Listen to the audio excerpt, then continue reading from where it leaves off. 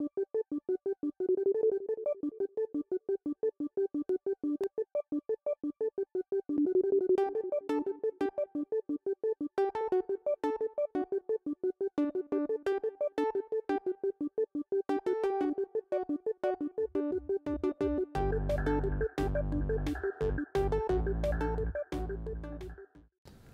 here today with Fred Block from the University of California, Davis, Department of Sociology. We're here to talk about his new book, State of Innovation, the Role of U.S. Government in Technology Development. Fred, thanks for joining us. My pleasure. So, you live in a country where people act as though markets in the state are oil and water, that somehow governments don't play a role, and that has always appeared to me to be kind of a fiction. But you're actually taking it to a different place. You're saying the government's role in fostering R&D, innovation and development, is an essential ingredient in the success of our economy. Absolutely, and that's the main reason that I did this book, was to challenge this kind of view that is extremely widespread, that all we have to do for economic prosperity is get the government off people's backs and let the private market economy do its magic. And when one looks at the actual history of the last 50 years, even longer, one finds a very different story altogether, that it's critically obvious with the computer industry, with biotechnology, two of the sectors where the U.S. has been a leading force, that the government's role in funding research, in building networks that brought together entrepreneurs and innovations, nurtured small firms. All of this was extremely important in the emergence of these industries. And the story that we're trying to tell is that in the 1980s, during the era of Ronald Reagan, at the same time that Reagan was saying that government is the problem, not the solution, the U.S. began a series of initiatives which were essentially designed to take technology development technologies that had been developed in the Department of Defense, critically this agency called the Defense Advanced Research Projects Agency, DARPA, that had played the absolutely central role in the development of the computer industry. The internet began as the DARPA net, then became the NSF net, and then was finally the internet. What happened in the 1980s was a systematic effort to use those technologies that had begun in the military sector and spread them out across a whole series of government agencies, including civilian government agencies. And what those technologies were a set of methods by which people working in government agencies solicited input from the private sector, identified technological barriers that had to be overcome, financed research groups, when breakthroughs happened, connected the people who made those breakthroughs with venture capitalists who could fund them, helped solve their problems so they could bring their new technologies to the marketplace. So the argument is that we have in the U.S. an extremely elaborate set of institutions designed to support and accelerate the commercialization of new technologies that's very much rooted in the public sector, in these government agencies, in the federal laboratories, in university laboratories that are funded by the federal government.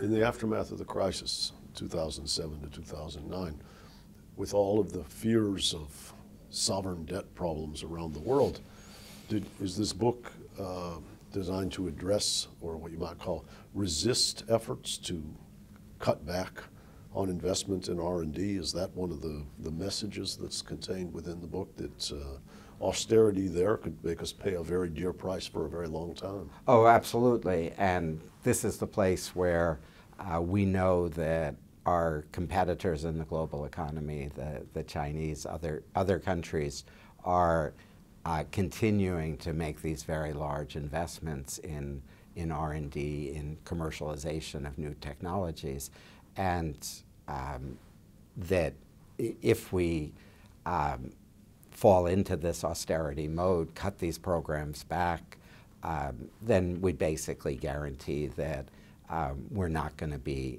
developing these new generation technologies. The story that I'm telling is not uncritical of the way the U.S. system works, that the U.S. system is probably the best in the world for getting technologies from the laboratory to the stage of commercial development, but that we've lagged over the last 20 or 30 years in the next step of getting those technologies from commercial development into widespread use with production in the U.S. So the classic example is flat panel displays. A lot of that technology, almost all of that technology, originated in the U.S. in laboratories. The federal government played a key role in supporting it. But when it came time to for mass production, the U.S. government wasn't willing to put up any resources. And Asian countries, Japan, Taiwan, Korea, were willing to support private sector firms in solving the problems of mass production. And so now all of those big screen TVs are coming off the boats from the Far East. We don't make any of them here. We've seen a similar pattern with solar photovoltaics. That was a technology which the U.S. nurtured along with government support for 30, 40 years, very dramatically reduced the costs of production. But other countries jumped on the mass production bandwagon ahead of us, and so our industry is now lagging behind others in the world. So the argument is we both have to continue to fund this early stage process of from laboratory to commercialization, but we also have to put resources into the second stage from commercialization to mass production. And one of the good things that the Obama administration has done, particularly the Department of Energy, is that they said very clearly electric cars are the wave of the future, but if we shift from importing oil from the Middle East to importing lithium-ion batteries for those electric cars from the Far East, that's not a big gain. It's not going to help our trade balance. It's going to weaken our economy over the long term. So they've actually put resources into funding the building of the actual factories across the Middle West for producing those lithium-ion batteries for the electric cars here. Some of those resources went to foreign firms, but as long as those foreign firms agreed to do the production of the batteries here, they said okay. Some of them are U.S. firms, some small startups that have grown very dramatically over the last 5 years.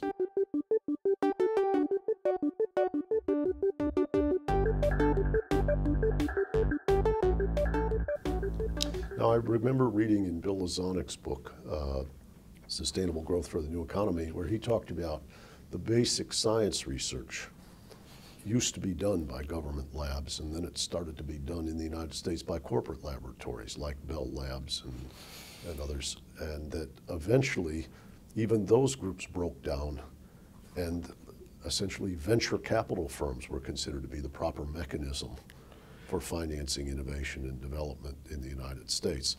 Is it your sense that the nature of this science and innovation support has changed over time or diminished through time along the lines that Lazonic has suggested? Well, I think it has changed quite dramatically, and it's part of the reason that it's so important for people to understand how our current innovation system works, because essentially the model in the middle of the 20th century was that the big corporations General Electric, IBM, AT&T, ran these big laboratories. They had very high R&D expenditures. The laboratories hired lots and lots of people. And in that period, the 50s, 60s, 70s, the bulk of the innovations, of the new technologies, come out of those big corporate laboratories. But that starts to change in the 70s, and by now, the biggest corporations, the Fortune 500, actually are responsible for a very small percentage of the real innovations. They innovate in the sense of creating Me Too products. I mean, like the drug companies, they don't have a brand new drug that solves a new problem. They take two old drugs and put them together under the same, same bill. Or they acquire small firms. Or they, right, and that basically the biggest corporations that have followed this outsourcing model decided that innovation is something that they can outsource. I mean, why go to all the bother of maintaining a lab, manage scientists and engineers who are notoriously hard to manage when you can just buy the innovation when you want to. So what's happened is that the innovation has migrated to this newly networked system, which consists of government-owned laboratories, university-based laboratories that are funded by the federal government, connected to small, innovative startup firms. And it's that nexus, the connections among those entities, that are responsible for most of the innovations now. That if we kind of continue with this framework which says what's good for General Motors is good for the country, we're not going to get any innovation at all, because they're no longer the ones who, from whom important innovations come. So we kind of have to have this new conceptual map. One of the storylines that we tell is that hardly anybody says anything good about the Department of Energy laboratories, that they're basically Los Alamos and Sandia and Lawrence Berkeley, Lawrence Livermore. They're the laboratories that came out of the atomic energy from the Manhattan Project, and they're still involved with nuclear weapons and maintaining the nuclear strike force. And they're kind of widely seen as the Dr. Strangelove. Nobody really likes them. But the interesting part of the story is that they've become absolutely essential to the U.S. innovation system, because they have resources, special laboratories, high-tech equipment, and fleets of scientists from physics, from chemistry, from biology. And increasingly, the innovation comes when private firms collaborate with scientists and engineers at these laboratories to develop new products and new technologies.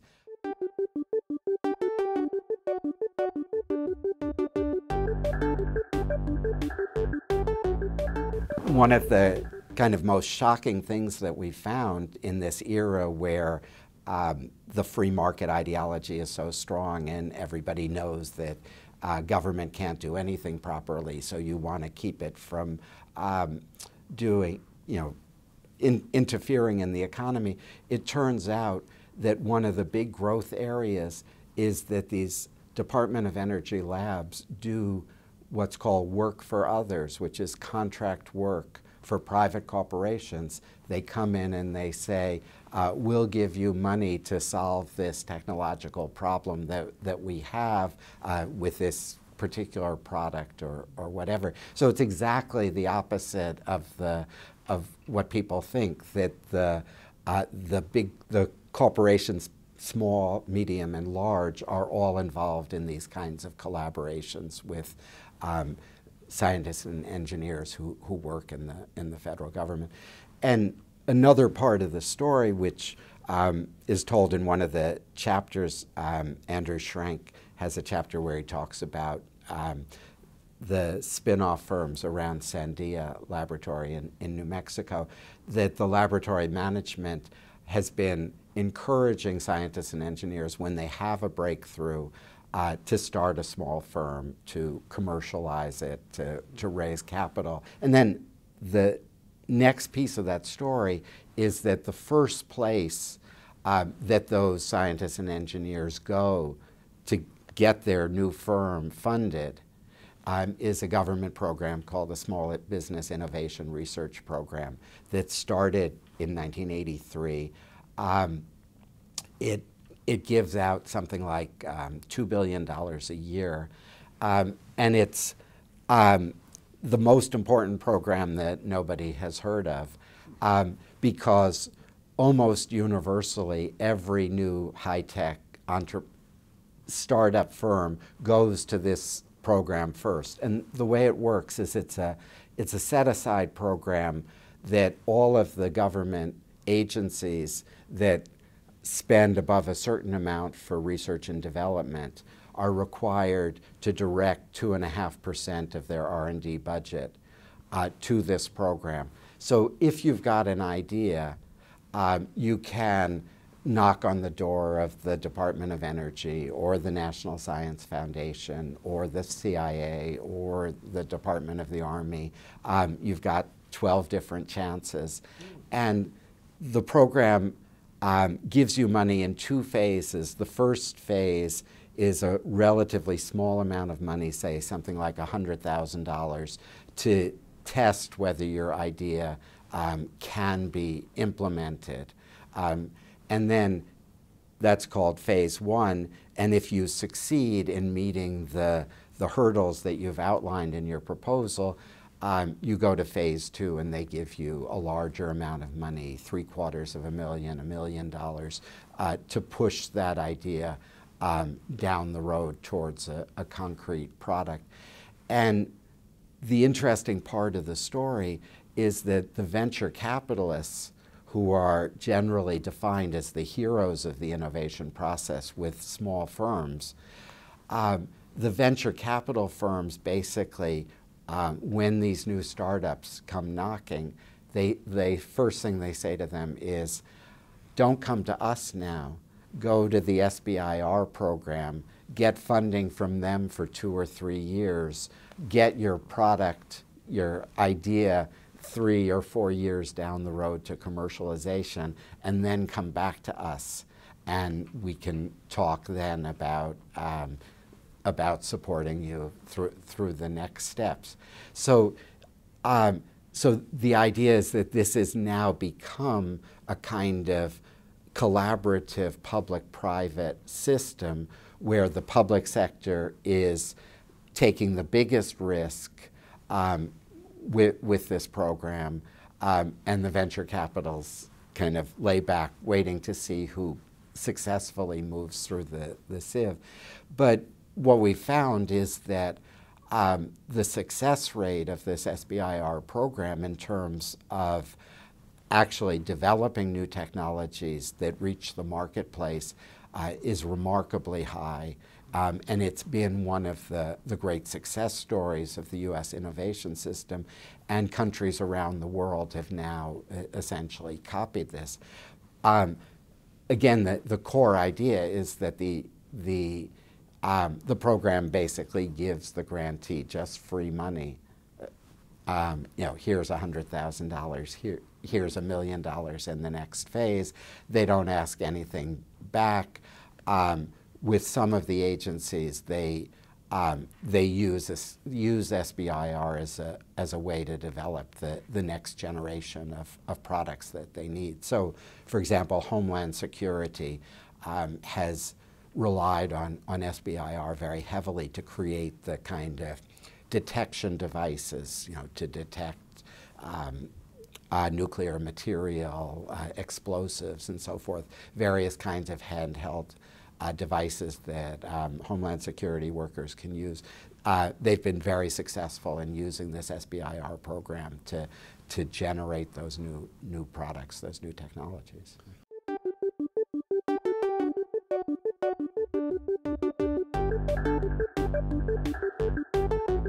It's a very interesting set of models and dilemmas that you raise because particularly in the aftermath of the banking bailouts, there's so much skepticism about what you essentially say, the public bearing the risk and private entities taking the upside.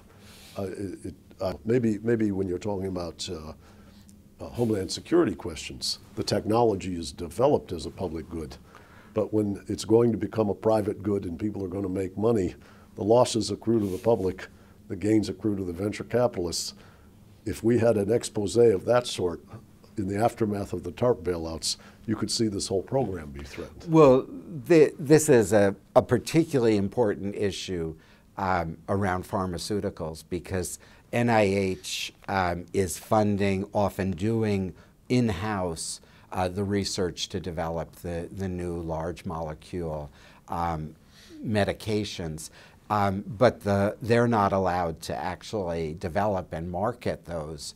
So they go through all the difficult stages. I mean, our tax dollars get this medication, just to the stage where it's fully developed, and then they basically hand it to a drug company to take it through the clinical trials process, and then that drug company can charge whatever the market will bear. And so there's, examples of there's a chapter that talks about pharmaceuticals, and there's a drug for Gaucher's disease. It was developed under the Orphan Drug Act, and it's for a very small population, but they charge thousands and thousands of dollars for an annual dose of this drug, which was initially developed with our tax dollars. And what the private corporation did was simply guide it through the clinical trials phase, which is a long, elaborate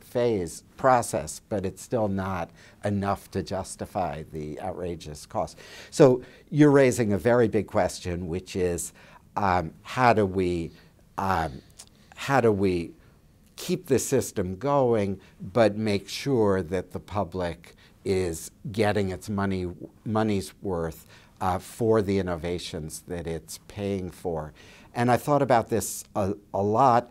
One of the classic examples is that most people don't know is that the secret sauce of the Google search engine, the algorithm that made Google possible, was essentially funded by an NSF research project. One of the founders, got an NSF grant, produced the algorithm, and then said, aha, I could use this to build a better search engine, and we know where that led. And there was nothing in the process which said that the public should. It's a stakeholder in the benefits. Yeah. The idea that I came up with is that we should have a national innovation fund that helps to pay for the cost of this R&D and innovation system. The existence of that fund would help to make this a kind of self-financing enterprise. And what we could do is that every new firm that incorporates would take 2% of its shares when it becomes a publicly traded firm and puts it in this National Innovation Fund. And the fund can't trade those shares for 10 years. Mm-hmm. But after 10 years, they're fully vested, and the Innovation Fund can sell the shares in an orderly fashion in order to replenish. So by that mechanism, that we would have owned 2% of Google's value from the get-go, and 10 years out after, when Google was really worth something, we could have taken that ownership stake, which was, I guess, probably in the billions, and used that to fund the next generation Googles. So The theory being that all of these firms, all new incorporated firms, stand on the shoulders of the technologies that have accumulated. So they should, in advance, pay back in this relative, I mean, this places very little burden on them. It's just at the stage in which they issue their first shares that these 2% go into the fund.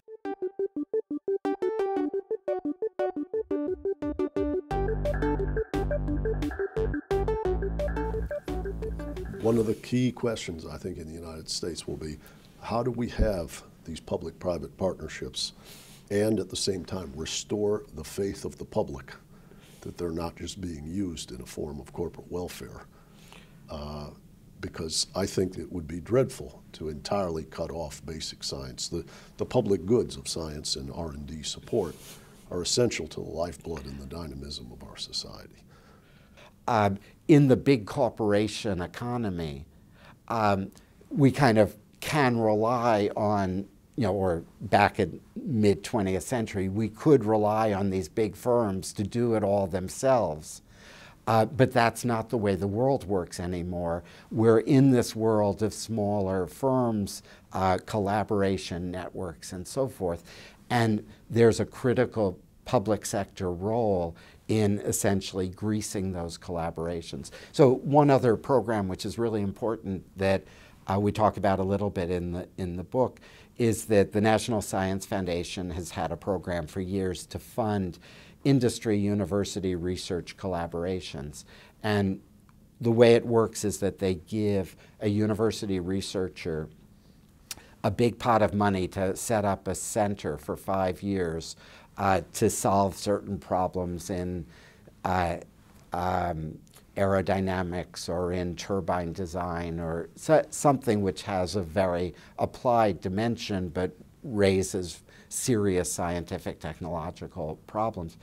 And they say to that scientist, engineer, entrepreneur, we're supporting you for 5 years. We want you to draw in industry partners who will send some of their researchers to work with your people, and they will, at a certain point, start paying dues to the center, and after 5 years, it'll transition to being self-supporting. So that the government essentially creates a little research collaboration between a star scientist, that star scientist network on campus and across campuses, and a bunch of people from the industry, again, small firms, medium-sized firms, large firms, who have a stake in solving the technological problems. And it turns out that creates a kind of what Peoria and Leicester call a collaborative public space, a kind of place where people will come together and start to exchange ideas because they're not as worried about intellectual property because they know they're going to get back more ideas, more inspiration than they're giving up. And they start to work together, and they actually have a track record of making significant progress on solving these kinds of problems. Great. Well, I heard you say that a university is not a business, and that at some level it's to look out after the social good. And what I would say is your book, State of Innovation, is one of those public goods, and you're raising very important questions, and you've obviously been a great networker in pulling together this group of authors. So congratulations on your book. I believe it's published by Paradigm. That's right. In Boulder, Colorado. That's right. And best of luck. We hope to see you at our conferences and continuing to illuminate these very challenging dimensions of a very complicated economy. Well, thank you very much. Thank you. I enjoyed it.